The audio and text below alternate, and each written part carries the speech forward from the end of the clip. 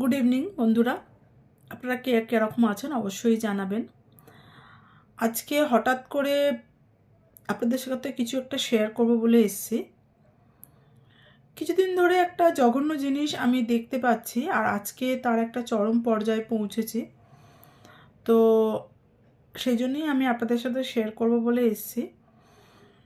আপনাদের যদি কারোর এরকম তীব্র অভিজ্ঞতা থাকে অবশ্যই আমার সাথে সহমত হবেন।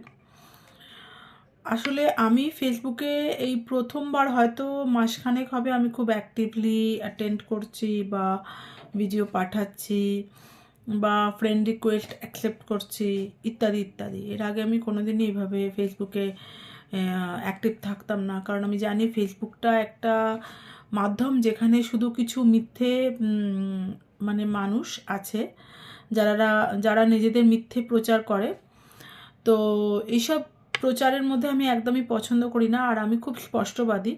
তাই জন্য আমার কারোর সাথে খুব একটা বেশি বন্ধুত্ব মানে দীর্ঘস্থায়ীও হয় না, বলা বাহুল্য। যাই হোক, সেসব নিয়ে কথা না, কথা হচ্ছে এই যে যাদের সাথে বন্ধু করছি তারা কি ভাবছে। মানে যাদের সাথে আমি ধরুন হয়তো তাদের ফ্রেন্ড রিকোয়েস্টটা অ্যাকসেপ্ট করলাম, তার মানে কি তারা খুবই ঘনিষ্ঠ হয়ে গেলেন? আমি কি তার সাথে খুবই ঘনিষ্ঠ হয়ে গেলাম? এই যে স্থান কাল পাত্র বলে একটা কথা আছে, যে স্থান কাল পাত্র দেখে কাকে কি বলছো না বলছো সেটা তুমি বলবে। মানে কোনো কোনো যুক্তি নেই এইসব জিনিসপত্রে। সকাল নেই, দিন নেই, দুপুর নেই, সবাই নাকি আই লাভ ইউ। আরে ভাই, আই লাভ ইউ কথাটার অর্থ জানো? তার থেকেও জঘন্য থেকে জঘন্যতম নৃশংস, মানে কি বলবো, খুবই নির্মম একটা জিনিস আজকে আমার খারাপ লেগেছে, যেটার জন্য জঘন্য মানুষের মানসিকতা।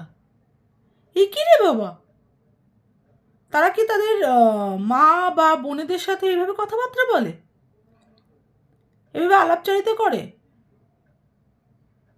আমি তো বুঝতে পারি না কোন বাড়ির লোক রে বাবা তোরা। আমার হয়তো ওদের বয়সী, মানে যারা আমার সঙ্গে এভাবে অপ্রাসঙ্গিক কথাবার্তা বলছে, আমার ছেলেরই হয়তো ওদের মতন বয়স। হাত জোর করে বলছি, ভদ্রসভ্য হয়ে ফেসবুকে আসো। সবাই ফেসবুকে এসে ফ্রেন্ডশিপ করা মানেই কোনো নোংরামো করা নয়। ধন্যবাদ। হঠাৎ করে এইটা আমার খুব খারাপ লেগেছে, তাই জন্য আমি আপনাদের সাথে শেয়ার করলাম। কারো যদি কিছু খারাপ লেগে থাকে তার জন্য আমি দুঃখিত, কিন্তু এটা আমার আজকে খুবই খারাপ লেগেছে। যাই হোক, আজকের জন্য এইটুকুই। শুভরাত্রি, আবার পরে দেখা হচ্ছে।